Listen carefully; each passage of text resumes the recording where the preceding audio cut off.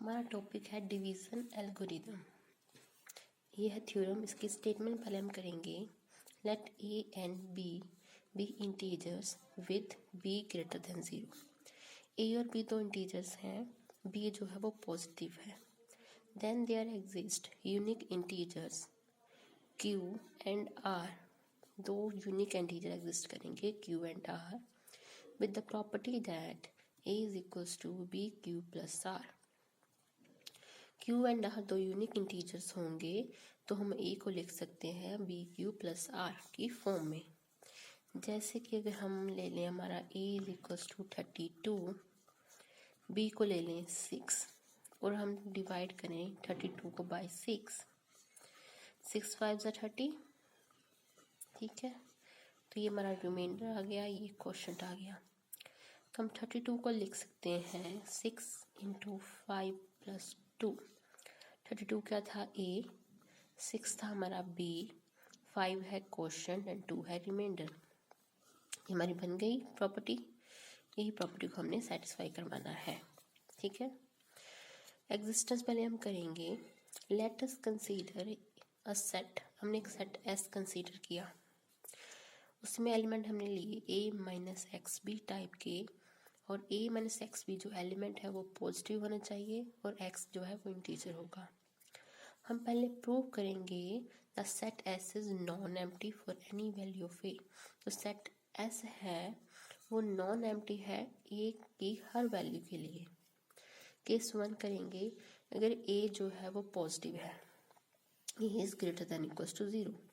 ए को हम लिख सकते हैं, ए को हम लिख सकते हैं ए माइनस 0 इंटू बी, ठीक है। हमने ए को एस के एलिमेंट की फॉर्म में लिख दिया, ठीक है। ये ए को इक्वली आएगा और ए तो हमने लेट किया कि वो पॉजिटिव है, तो हमारी दोनों कंडीशन सेट की सेटिस्फाई होगी कि हमने ए को एस के एलिमेंट की फॉर्म में लिख दिया और वो पॉजिटिव भी है, इसलिए ए जो है वो एस को बिलोंग करेगा। नेक्स्ट इसकी अगर ए नेगेटिव हो, अगर ए नेगेटिव है तो हमें लेट करना है। ये हमें याद रखना है कि हम लेट करेंगे एक्स को इज इक्वल्स टू ए, ठीक है।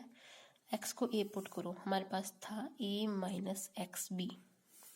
एक्स को ए पुट किया ए माइनस ए बी, ठीक है। तो इसमें से फिर ए कॉमन निकल आएगा, आ गया 1 माइनस बी, ठीक है।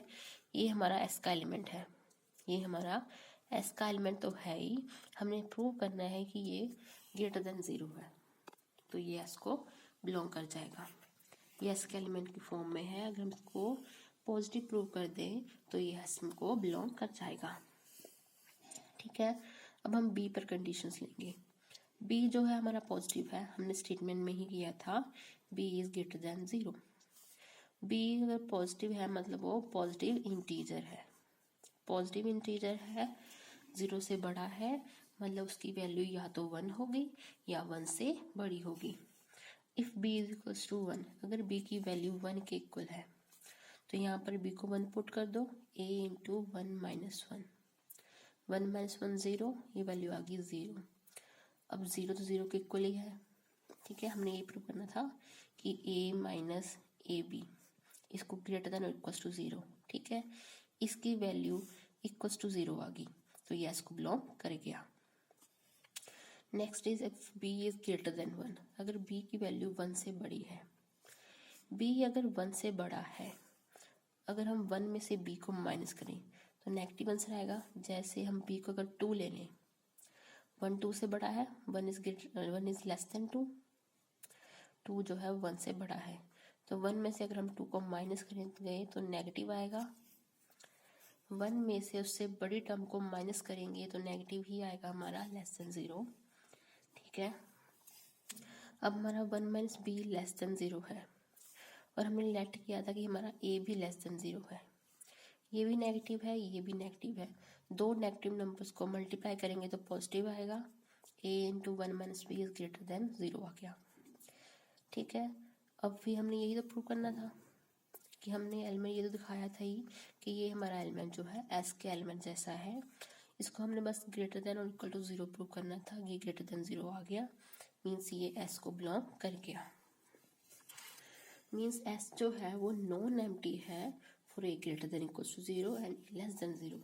ए की हर वैल्यू के लिए एस जो है वो नॉन एम्प्टी है। और हमने प्रॉपर्टी की थी वेल ऑर्डरिंग प्रिंसिपल।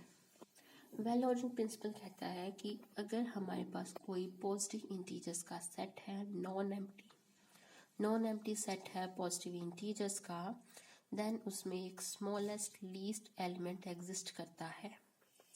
यहाँ पर हम लिखेंगे since S is non empty set of integers by well ordering principle it has least element, let us call it r. हम उसे आर ले लेंगे। आर की वैल्यू क्या आएगी ए माइनस बी क्यू। ठीक है, now we will prove that r lies between 0 and B.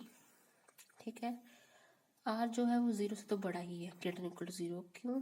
क्योंकि हमने आर लिया है एस का एलिमेंट, हमने आर लिया है एस का एलिमेंट और एस के एलिमेंट पॉजिटिव है, इसलिए r is greater than equal to 0 होगा। हमने प्रूव करना है r is less than b. Less than b prove करना है, हम लेकर चलेंगे r is greater than equals to b. Greater than equals to b लेकर चलेंगे। नेक्स्ट हम जब सॉल्व करेंगे तो हमारी कॉन्ट्राडिक्शन आ जाएगी, तो उससे प्रूव हो जाएगा r is less than b. हम लेकर चल रहे हैं r is greater than equals to b. फिर हम आर की वैल्यू क्या है ए माइनस बी क्यू।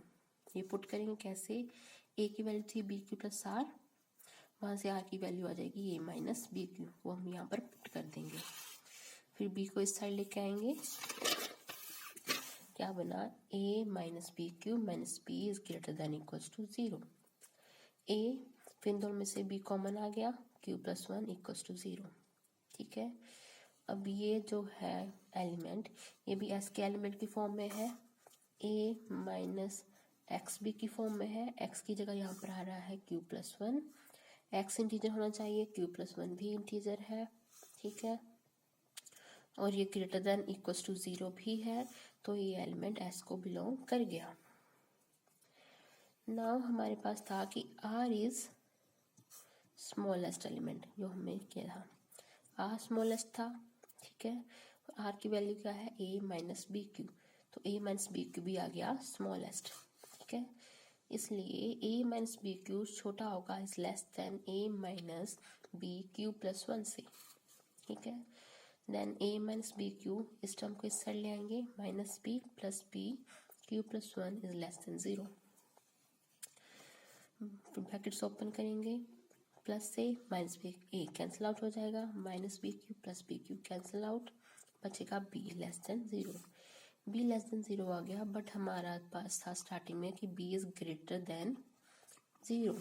ठीक है, तो ये कॉन्ट्राडिक्शन आ गई, as b is greater than 0, therefore r हमारा आ गया less than b। This implies r lies between 0 and b।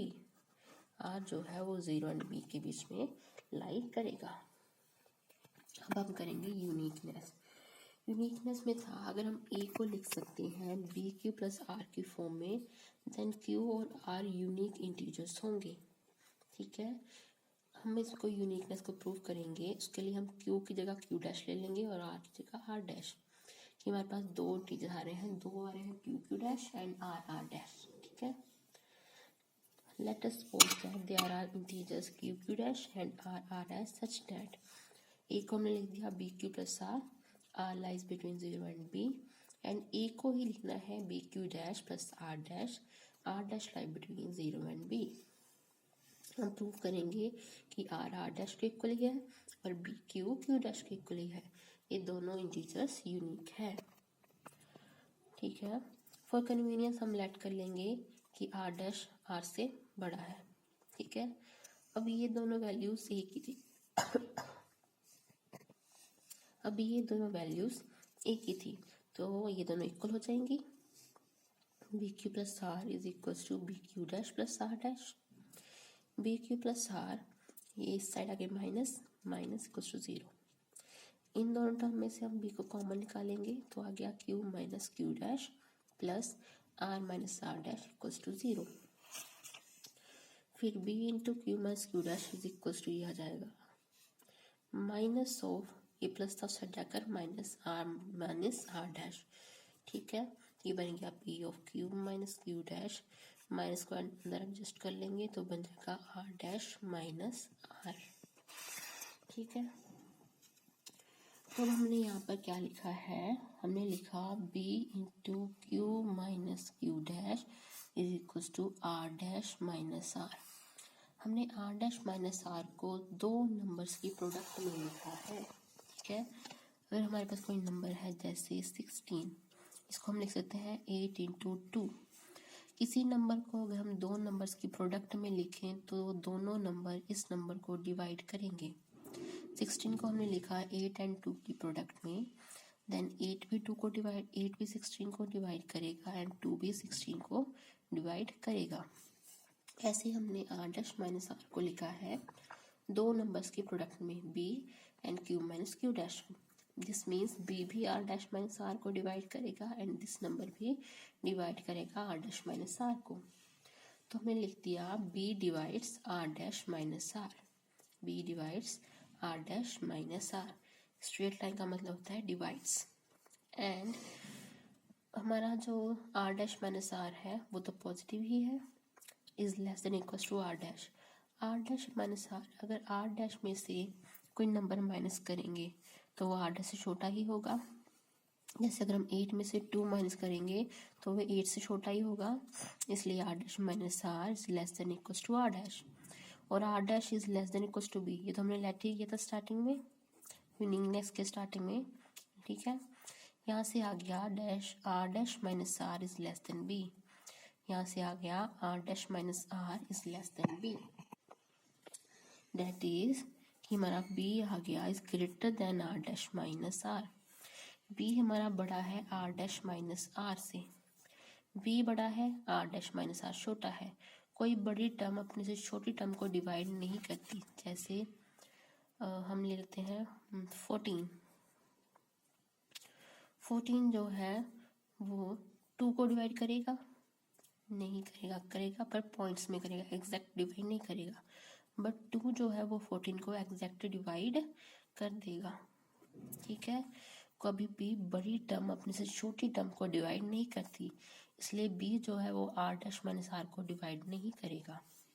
ठीक है, डिवाइड कब करेगा, अगर आर डैश माइनस आर 0 के इक्वल हो जाए। क्यों, क्योंकि कोई भी इंटीजर हो वो 0 को डिवाइड करता है। Every integer divides 0। 0 किसी भी इंटीजर को डिवाइड नहीं करता, but every integer divide 0। Her integer 0 को डिवाइड करता है, इसलिए आर डैश माइनस आर की वैल्यू 0 के इक्वल होगी। अगर आर डैश माइनस आर 0 के इक्वल है, वहां से आ गया r dash equals to r. ठीक है, इस इक्वेशन में पुट कर दो, ये वाली इक्वेशन में पुट कर दो आर डैश माइनस आर को 0 पुट कर दिया तो हमारा आ गया b into q minus q dash equals to 0। यहाँ से आ जाएगा q minus q dash equals to 0 which implies q is equals to q dash. तो हमारा आ गया q is equals to q dash. ये हमारी यूनिकनेस जो है वो प्रूव होगी। हमने यही प्रूव करना था, that is r and q are unique integers. अगर हमारे कोई integers r dash and q dash exist करते भी हैं तो r एंड q के इक्वल ही होंगे।